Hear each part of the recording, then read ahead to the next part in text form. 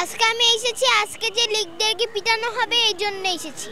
আমি আজকে পুরো সকাল ধরে এখানে ছিলাম, এখনো আছি।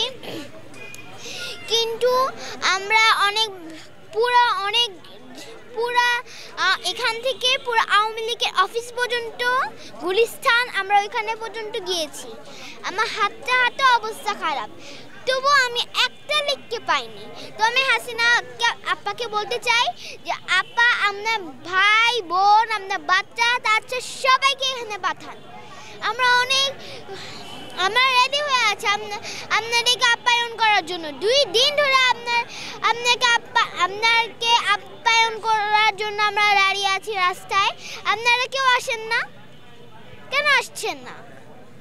আপনাকে তো আপ্যায়ন করা হবে, এই আপ্যায়নে কোনো কমতি হবে না, এই আপ্যায়নে কোনো কমতি নেই। এটা বাংলাদেশ করেও নি আর জীবনেও করেনি, আজকে যেটা করছে।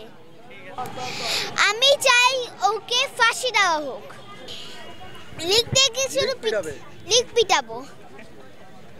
একটা লিগ ধর, একটা লিগ ধর, একটা লিগ ধর, ধৈরা জেলে ভর, একটা লিগ।